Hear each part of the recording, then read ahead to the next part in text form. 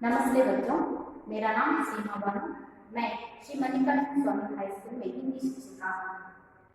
बच्चों, आप सभी को कक्षा में स्वागत है।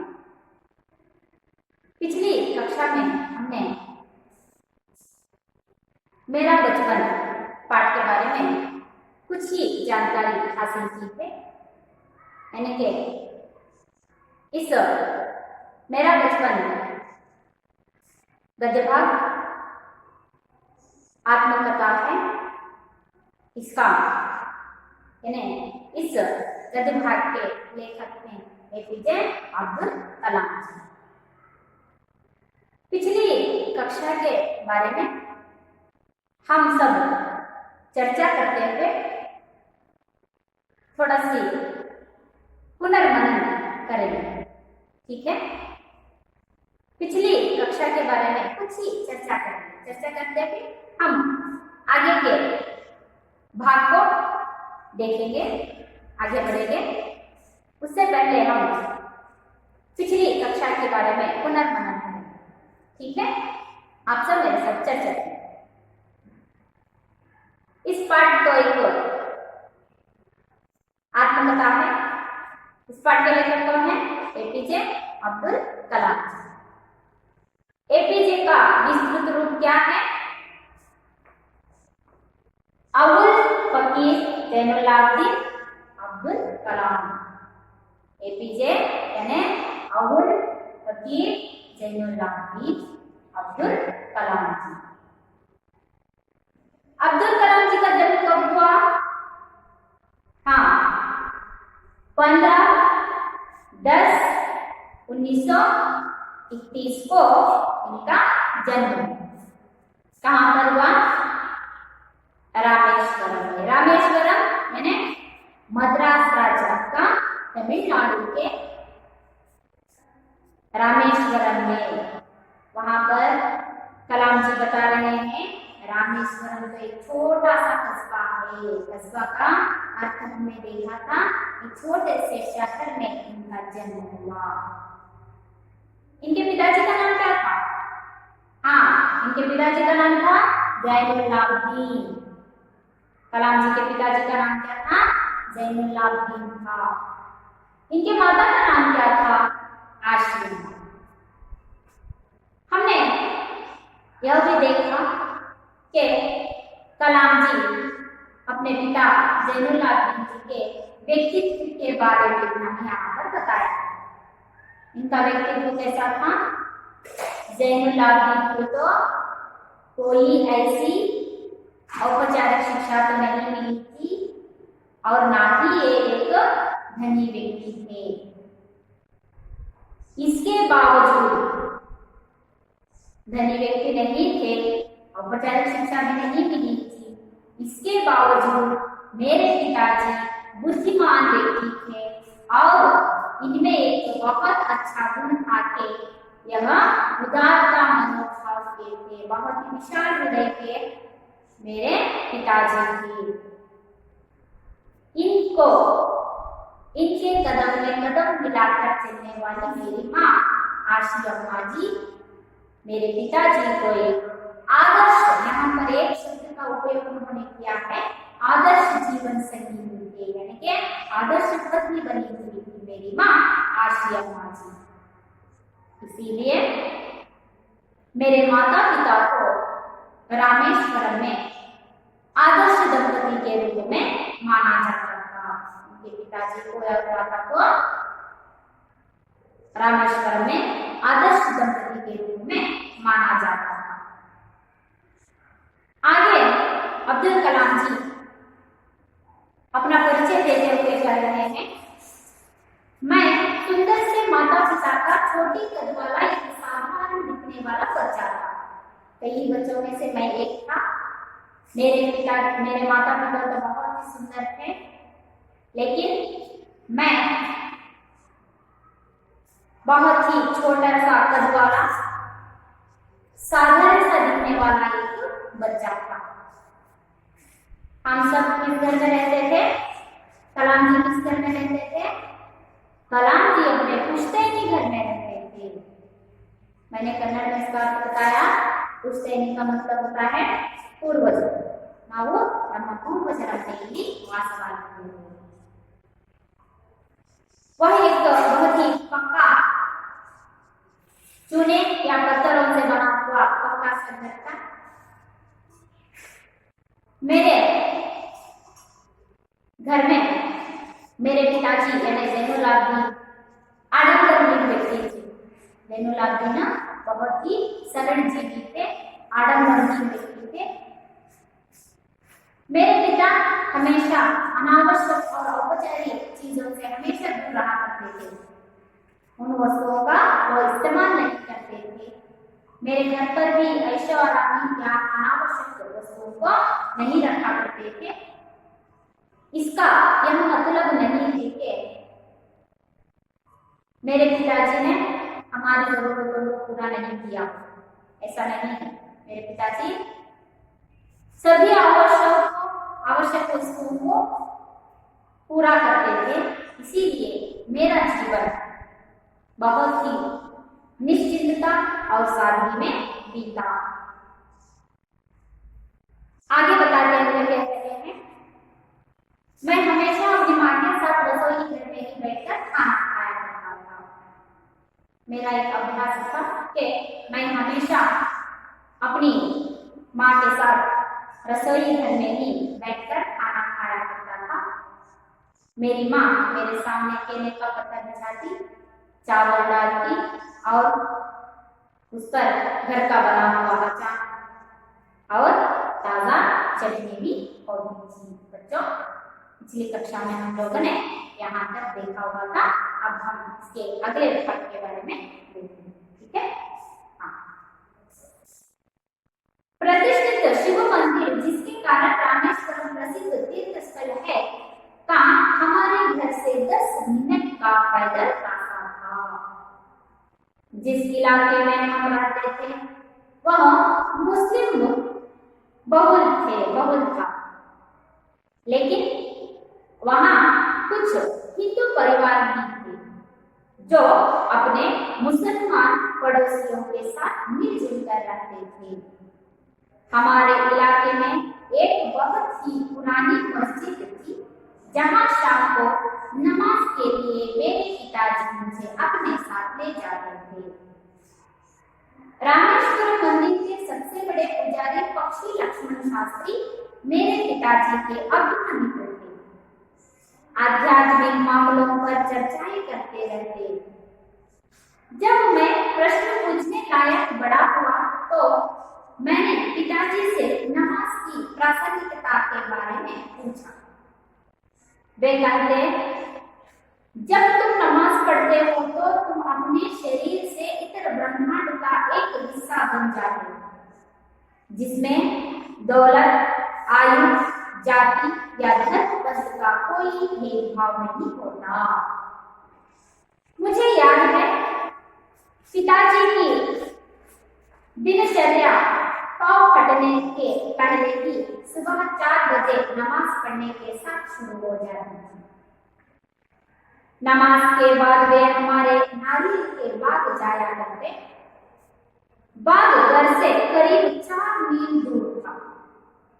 करीब दर्जन भर नारियल कंधे पर लिए पिताजी घर लौटते और उसके बाद भी उनका नाश्ता होता। मैंने अपनी विज्ञान और प्रौद्योगिकी की सारी जिंदगी में पिताजी की बातों का अनुसरण करने की कोशिश की है। मैंने उन बुनियादी सत्यों को समझने का भरपूर प्रयास किया है कि ऐसी कोई दैवी शक्ति जरूर है जो हमें भ्रम, दुखों, विषाद और असफलता से छुटकारा दिलाती है तथा सही रास्ता दिखाती है। प्रतिष्ठित शिव मंदिर जिसके कारण रामेश्वरम प्रसिद्ध तीर्थ स्थल है। रामेश्वरम में एक प्रसिद्ध शिव मंदिर है। रामेश्वरम में शिव मंदिर है, वह बहुत ही प्रसिद्ध है। रामेश्वरम का एक प्रसिद्ध तीर्थ स्थल है। प्रसिद्ध मंदिर कौन सा है? शिव मंदिर। कहाँ पर है? रामेश्वरम में। रामेश्वरम में एक प्रसिद्ध शिव मंदिर है, जिसके कारण रामेश्वरम को प्रसिद्ध तीर्थ स्थल भी कहा जाता है। यह हमारे घर से 10 मिनट के पैदल रास्ते पर था। यानी कि शिव मंदिर हम रहने वाले हैं पुश्तैनी घर में जो हम हैं, हमारे घर से 10 मिनट के पैदल की दूरी पर कौन सा मंदिर था? शिव मंदिर था। यह रामेश्वरम का एक प्रसिद्ध तीर्थ स्थल भी माना जाता था। यहाँ पर बहुत से लोग आया करते थे, बहुत से यात्री यहाँ पर आया करते थे।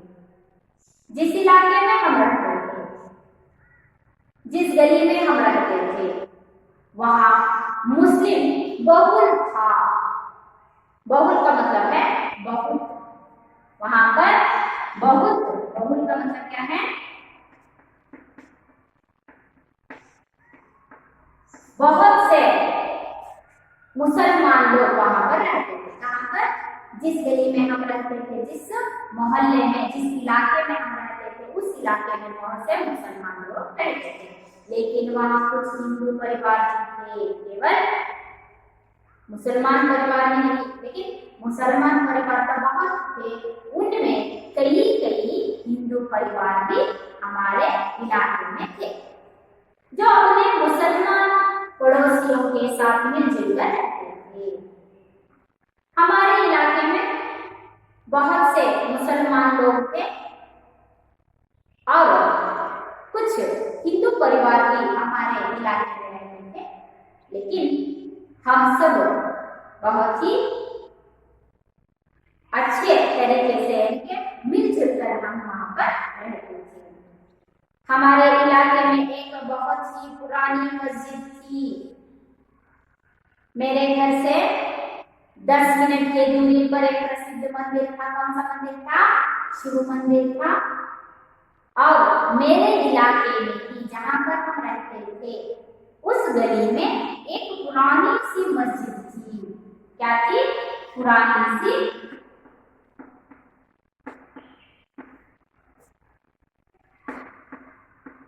मस्जिद। एक पुरानी मस्जिद थी। कहाँ पर थी? जिस इलाके में हम रहते थे, उस इलाके में एक पुरानी सी मस्जिद थी, जहाँ शाम को नमाज के लिए मेरे पिताजी मुझे हमेशा के लिए अपने साथ ले जाया करते थे।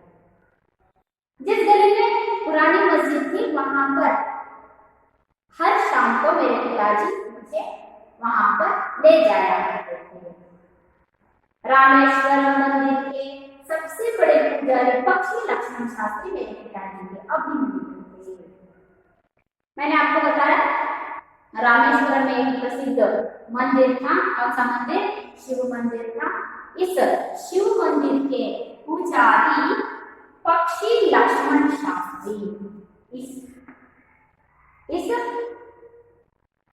मंदिर के बड़े पुजारी पक्षी लक्ष्मण शास्त्री। पुजारी कौन थे? पक्षी लक्ष्मण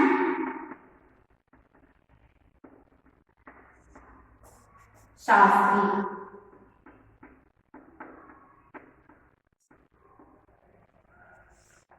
प्रसिद्ध शिव मंदिर के पुजारी पक्षी लक्ष्मण शास्त्री मेरे पिताजी यानी जैनुलाब्दीन के अभिन्न मित्र थे, यानी के अंतरंग मित्र थे।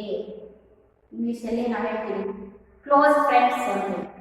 अभिन्न मित्र यानी अंतरंग मित्र थे। कौन कौन? पक्षी लक्ष्मण शास्त्री और जैनुलाब्दीन, ये दोनों अंतरंग मित्र थे। पक्षी लक्ष्मण शास्त्री कौन है? शिव मंदिर के पुजारी। जैनुलाब्दीन अब्दुल कलाम जी के पिताजी। जैनुलाब्दीन और पक्षी लक्ष्मण शास्त्री दोनों अभिन्न मित्र थे। ये दोनों यानी जैनुलाब्दीन और पक्षी लक्ष्मण शास्त्री आध्यात्मिक मामलों पर चर्चाएं करते रहते थे। ये दोनों हमेशा हमेशा ये दोनों आध्यात्मिक यानी धार्मिक विचारों पर चर्चा करते रहते थे। आध्यात्मिक विचारों पर हमेशा चर्चा करते रहते थे। कौन कौन? जैनुलाब्दीन और पक्षी लक्ष्मण शास्त्री। जब मैं प्रश्न पूछने लायक बड़ा हुआ तो मैंने पिताजी से नमाज की प्रासंगिकता के बारे में पूछा। जब मैं प्रश्न पूछने लायक था यानी थोड़ा सा बड़ा हुआ तब मैंने आपको बताया मेरे पिताजी हमेशा मुझे शाम को नमाज पढ़ने के लिए अपने साथ ले जाया करते थे। जब मैं प्रश्न पूछने लायक हुआ यानी थोड़ा बड़ा हुआ तो मैंने अपने पिताजी को नमाज के बारे में बताया। मैंने पूछा हम नमाज क्यों पढ़ते हैं, हमें नमाज क्यों पढ़ना चाहिए, कुछ ऐसे प्रश्न मैंने अपने पिताजी को पूछा। तो मेरे पिताजी ने कहा जब तुम नमाज पढ़ते हो तो अपने शरीर से इतर ब्रह्मांड का एक हिस्सा बन जाते हो। देखो कलाम, जब तुम नमाज पढ़ते हो, जब भी तुम नमाज पढ़ने के लिए बैठते हो तो तुम अपने शरीर से, जब भी तुम नमाज पढ़ने के लिए एकाग्रता के साथ आप तुम नमाज पढ़ते हो तो तुम अपने एक शरीर से इतर ब्रह्मांड का, दूसरे ब्रह्मांड का एक हिस्सा बन जाते हो। जब भी तुम एकाग्रता के साथ नमाज पढ़ने बैठते हो तो तुम अपने शरीर से इतरे ब्रह्मांड के का एक हिस्सा बन जाते हो, जिसमें उस ब्रह्मांड में, उस दूसरी दुनिया में कोई दौलत, आयु, जाति या धर्म पंथ का कोई भेदभाव नहीं होता। कलाम, जब भी तुम नमाज पढ़ने के लिए बैठ जाते हो तो तुम अपने शरीर से इतर ब्रह्मांड का, दूसरी दुनिया का एक हिस्सा बन जाते हो। उस दुनिया में, उस ब्रह्मांड में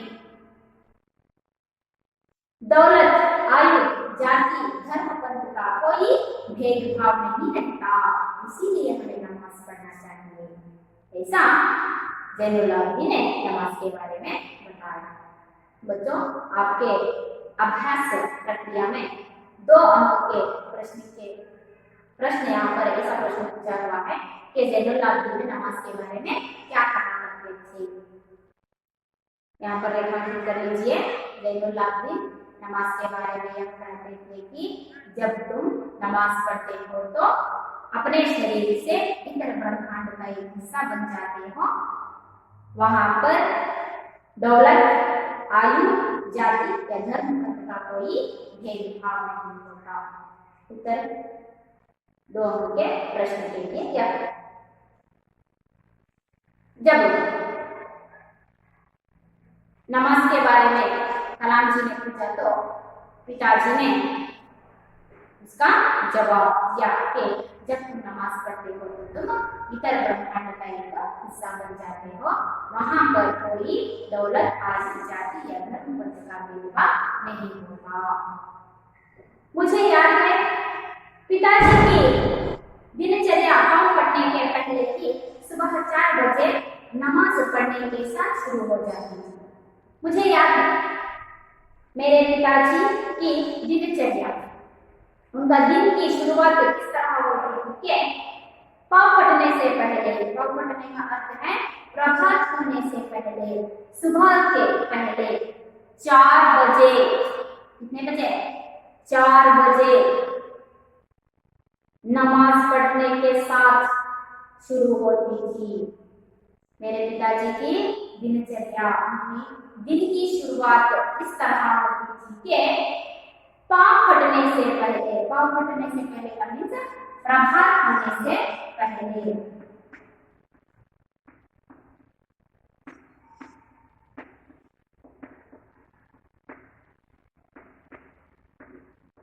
सुबह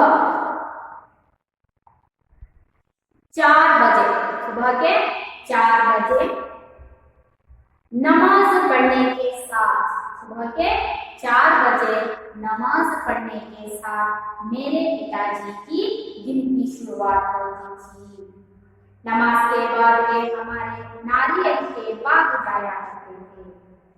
नमाज होते ही यानी कि सुबह के 4 बजे मेरे पिताजी नमाज पढ़ते और नमाज पढ़ने के बाद मेरे नारियल के बाग जाया करते थे। कहाँ पर जाया करते थे?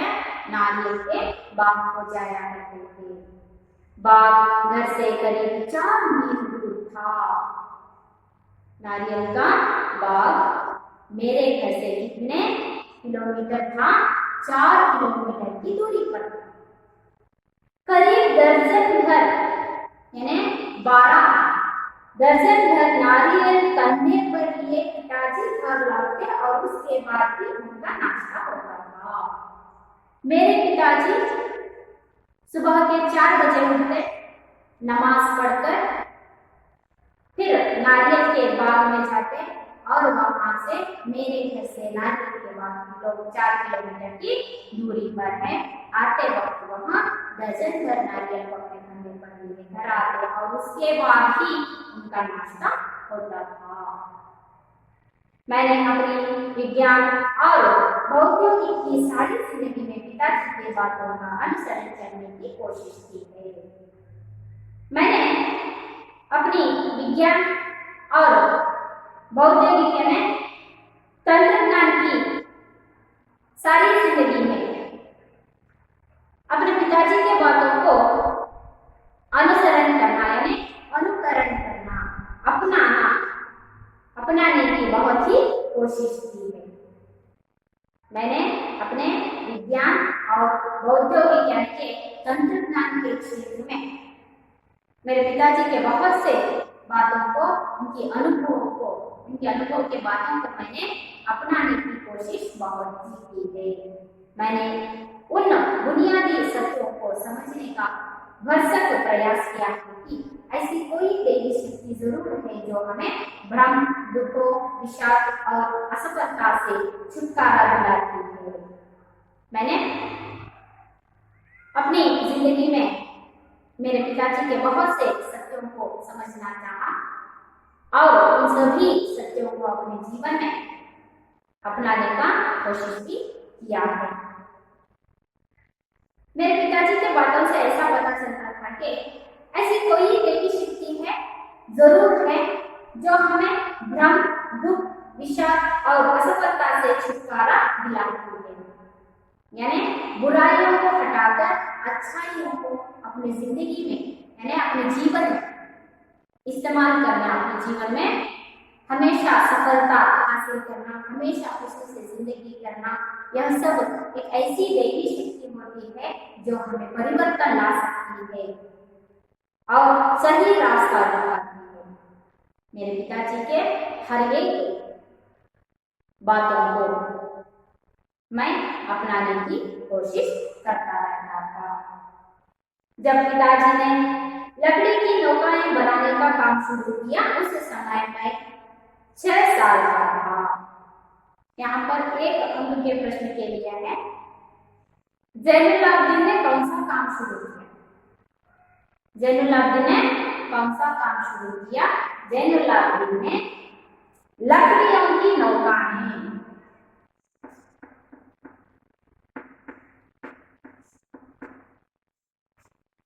लकड़ियों की नौकाएं।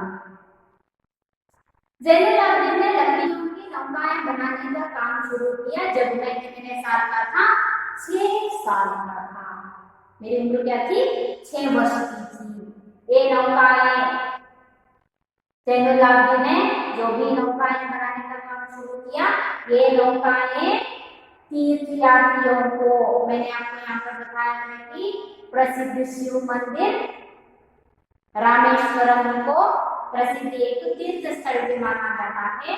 इसीलिए जब भी जैनुलाब्दीन ने नौकाएं बनाने का काम शुरू किया, यह नौकाएं तीर्थयात्रियों को रामेश्वरम से धनुषकोडी तक लाने ले जाने के काम मैंने हमने यहाँ पर देखा कि शिव मंदिर एक प्रसिद्ध तीर्थ स्थल है। जैनुलाब्दीन नौकाएं बनाने के काम शुरू करें। यह नौकाएं तीर्थ यात्रियों को रामेश्वरम से धनुषकोडी तक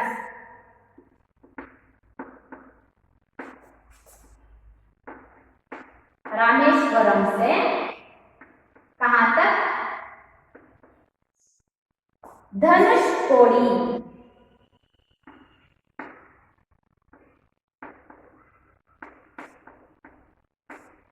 धनुषकोडी तक किनको? तीर्थ यात्रियों को लाने ले जाने के काम आती थी। नौकाएं बनाने का काम किसने शुरू किया? जैनुलाब्दीन ने शुरू किया। जब भी ये नौकाएं बनाने के लिए शुरू किया तो कलाम जी की उम्र कितनी थी? 6 वर्ष की थी। यह नौकाएं प्रसिद्ध शिव मंदिर यानी कि रामेश्वरम के प्रसिद्ध तीर्थ स्थल में रामेश्वरम से धनुषकोडी तक तीर्थ यात्रियों को लाने ले जाने के काम आती थी। स्थानीय ठेकेदार अहमद जलालुद्दीन के साथ पिताजी समुद्र तट के पास नौकाएं बनाने लगे। उसी रामेश्वरम में एक व्यक्ति थे अहमद जलालुद्दीन। कौन है? अहमद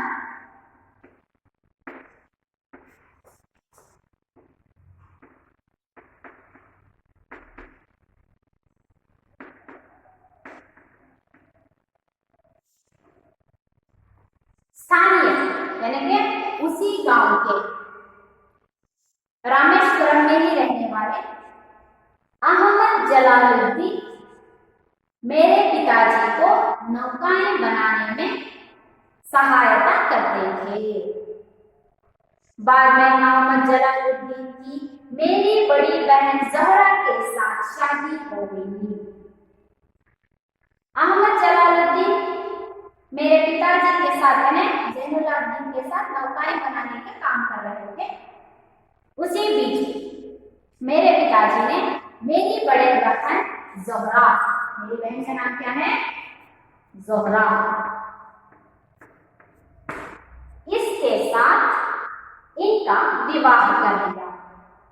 शादी हो गई ने विवाह कर दिया। ये कौन है? अहमद जलालुद्दीन जो नौकाएं बनाने में मदद करते थे। इनको अपनी बेटी यानी जैनुलाब्दीन की बड़ी बेटी कलाम जी की बहन जोहरा के साथ इनको विवाह कर दिया। बाद में अहमद जलालुद्दीन की मेरी बड़ी बहन जोहरा के साथ शादी हो गई। नौकाओं को आकार देते हुए मैं गौर से देखता था। जब भी नौकाएं बनाने शुरू किया मेरी 6 वर्ष की उम्र में, अहमद जलालुद्दीन और मेरे पिताजी दोनों नौकाएं बनाते थे। जब भी वे नौकाएं बनाते थे मैं उन आकारों को देते थे, नौकाओं को आकार देते थे। मैं बैठकर बहुत ही गौर से ध्यान से देखता था। पिताजी का कारोबार काफी अच्छा चल रहा था। उन दिनों मेरे पिताजी का कारोबार में नौकाएं बनाने का काम बहुत ही अच्छी तरह चल रहा था। एक दिन 100 मील प्रति घंटे की रफ्तार में हवा चली आई और समुद्र के तूफान आ गया। एक दिन यानी जैनुलाब्दीन का कारोबार बहुत ही अच्छी तरह से चल रहा था।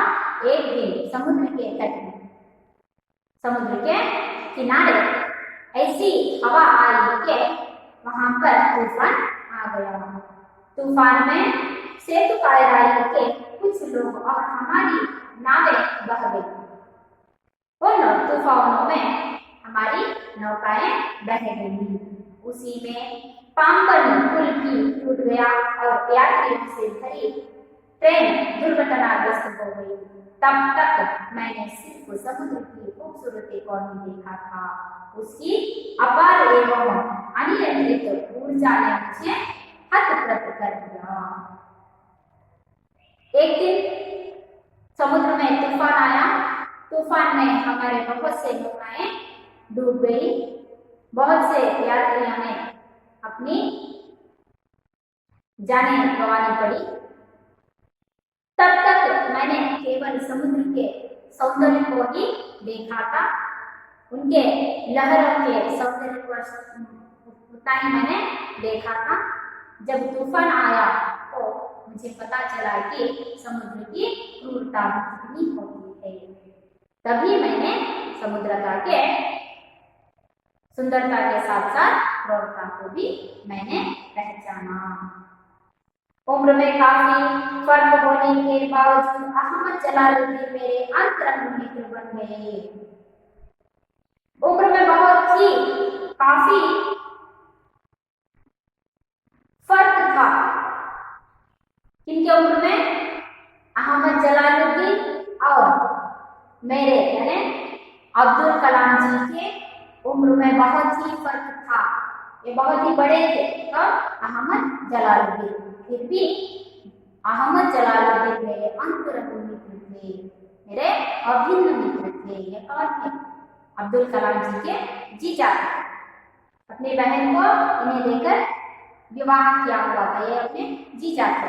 फिर भी इन दोनों के बीच में उम्र का फर्क तो बहुत ही था, फिर भी अहमद जलालुद्दीन मेरे अंतरंग मित्र थे। वह मुझसे करीबन 15 साल बड़े थे। अहमद जलालुद्दीन मेरे से करीबन कितने साल बड़े थे? 15 साल के बड़े थे और मुझे आजाद कहकर पुकारते थे। अहमद जलालुद्दीन कलाम जी को क्या कहकर बुलाते थे? आजाद।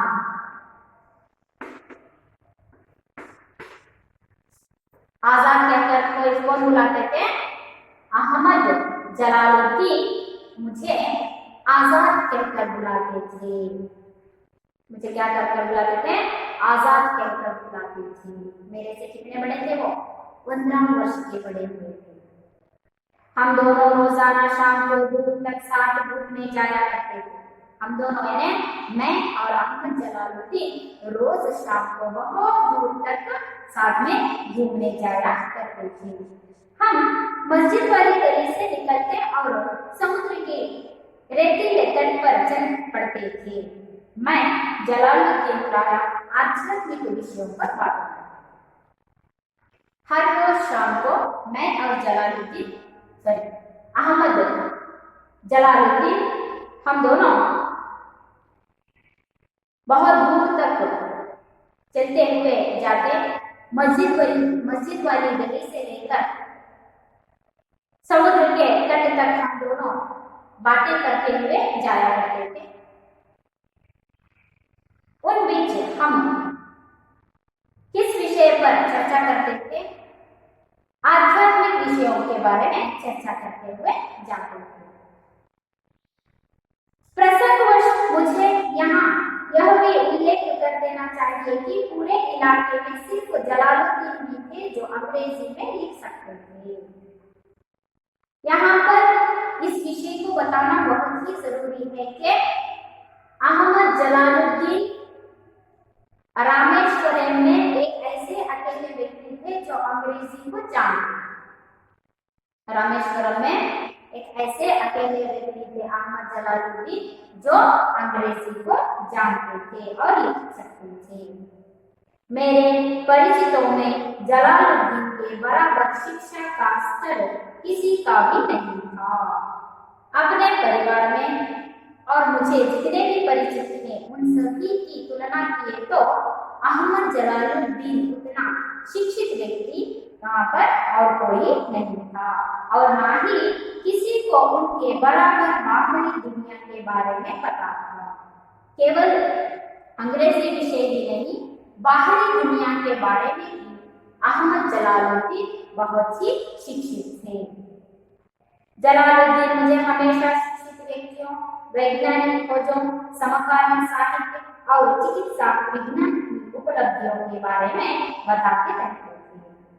इन्हें बाहरी ज्ञान का कितनी अच्छी शिक्षा थी, कितना अच्छा ज्ञान था कि वे हमेशा जब भी हम शाम को साथ में चलते रहते जाते रहते, तो वे हमेशा मुझे शिक्षित व्यक्तियों के बारे में, वैज्ञानिक खोजों के बारे में, खोज यानी आविष्कारों के बारे में, समकालीन साहित्य और चिकित्सा विज्ञान के बारे में मुझे यहाँ बताया करते थे। वही थे जिन्होंने मुझे सीमित दायरे से बाहर निकालकर नई दुनिया का खोज कराया। आज मैं आपके सामने विज्ञान क्षेत्र में इतने बड़े ओहदे में हूँ, इतना बड़ा अधिकार संभाल रहा हूँ। आज जो भी मैं हूँ, यह सब श्रेय अहमद जलालुद्दीन को जाता है, क्योंकि इन्होंने ही मुझे सीमित दायरे से, छोटी सी दुनिया से बाहर निकालकर बाहरी दुनिया का बोध कराया है। इसीलिए ये मैं क्या आभारी रहता हूँ। अहमद जलालुद्दीन ने मुझे सीमित दायरे से बाहर निकाला है, क्योंकि वे हमेशा मुझे शिक्षित व्यक्तियों के बारे में, वैज्ञानिक खोजों के बारे में, समकालीन साहित्य के बारे में और चिकित्सा के बारे में मुझे बताते थे। मेरे बाल्यकाल में पुस्तक एक दुर्लभ वस्तु थी। यहाँ पर आपको एक प्रश्न का उत्तर है, कलाम जी की दुर्लभ वस्तु क्या थी? कलाम जी की दुर्लभ वस्तु थी पुस्तकें। कलाम जी की दुर्लभ वस्तु क्या थी? पुस्तकें थी। हमारे यहाँ स्थानीय स्तर पर एक पूर्व क्रांतिकारी था, कहिए उग्र राष्ट्रवादी एस.टी.आर. मानिक। एस.टी.आर. मानिक कौन है ये? एस.टी.आर.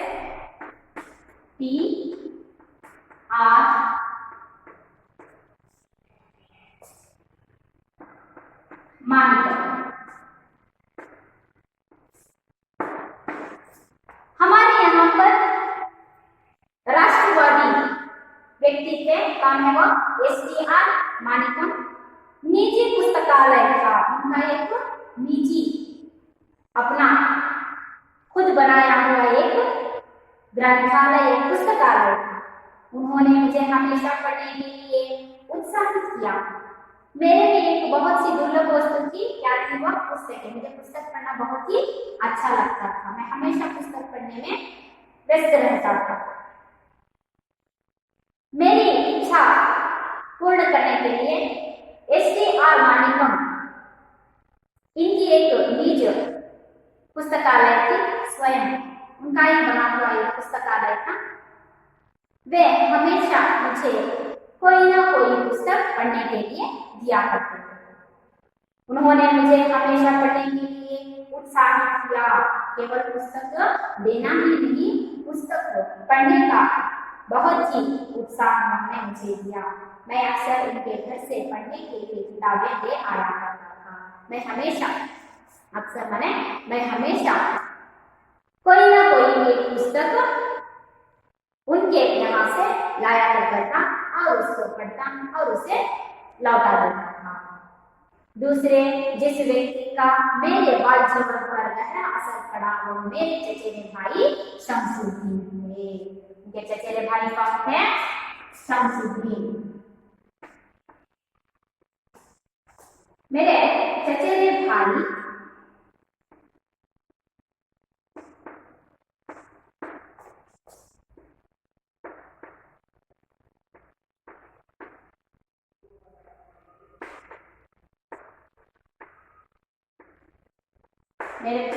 कौन थे?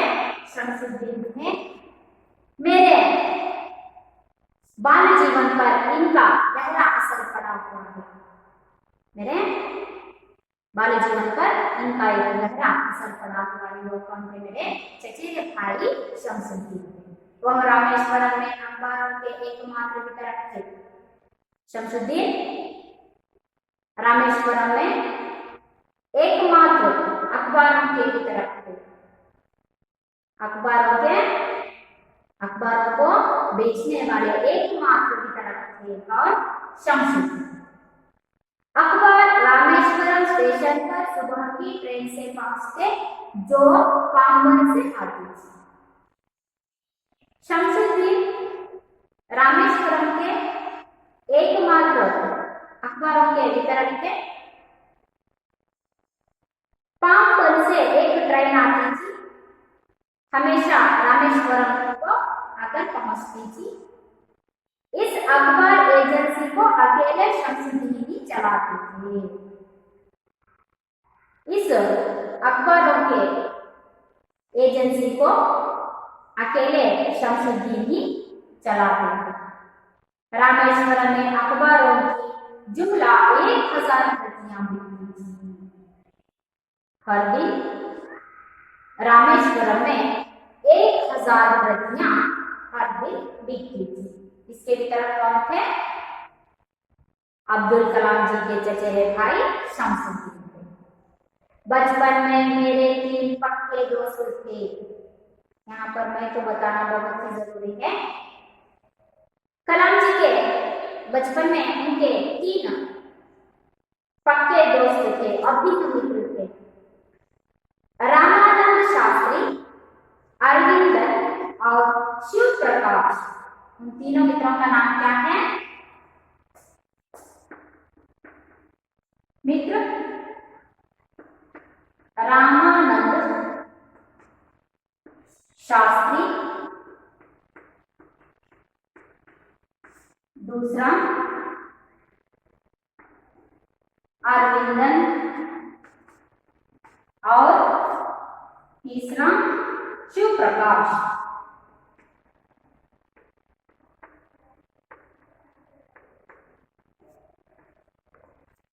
बचपन में मेरे 3 पक्के दोस्त थे, रामानंद शास्त्री, अरविंदन, शिव प्रकाश। ये तीनों मेरे बहुत ही पक्के दोस्त थे। ये तीनों ही ब्राह्मण परिवार से थे। इस पाठ के आशय में बताया कि इनके परिवार में कोई धर्म भेद नहीं था। देखिए, ये तीनों कौन से परिवार से थे? ये तीनों ब्राह्मण परिवार से थे। रामानंद शास्त्री तो रामेश्वरम मंदिर के सबसे बड़े पुजारी पक्षी लक्ष्मण शास्त्री का बेटा था। रामानंद शास्त्री शिव मंदिर के पुजारी पक्षी लक्ष्मण शास्त्री का बेटा था। पक्षी लक्ष्मण शास्त्री जैनुलाब्दीन यानी अब्दुल कलाम जी के पिताजी जैनुलाब्दीन के अभिन्न मित्र थे। इनका पुत्र रामानंद शास्त्री अब्दुल कलाम जी का अभिन्न मित्र था।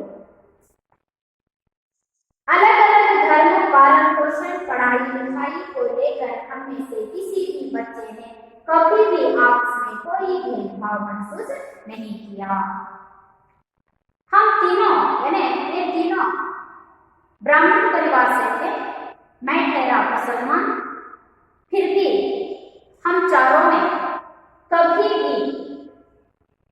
भी अलग अलग धर्म, पालन पोषण, पढ़ाई लिखाई के बारे में कभी भी हम चारों में कोई भेदभाव नहीं दिखाई दिया। यानी हम यहाँ पर कोई भी धर्म का यहाँ पर इस्तेमाल नहीं करते थे। यानी हम सब अपनी पढ़ाई लिखाई में, अपने पालन पोषण में हमेशा एक ही रहा करते थे। धर्म अलग था लेकिन हम चारों हमेशा एक ही रहा करते थे। बच्चों, पाठ समझ में आया है? ऐसा आशा करती हूँ। यहाँ पर तो अब्दुल कलाम जी ने अपने जीवन के कुछ क्षणों को हमारे साथ यहाँ पर बांटा है। इनके सरल जीवन और धार्मिक सहिष्णुता के बहुत से गुण यहाँ पर हमें यहाँ पर देखने को मिले। हम भी इनके कुछ अच्छे गुणों को अपने जीवन में अपनाएंगे। आप भी इनके कई गुणों को अपनाएंगे इस आशा के साथ मैं इस पाठ को यहाँ पर समाप्त करती हूँ। आशा करती हूँ पाठ समझ में आया होगा। आप सभी को मेरा धन्यवाद।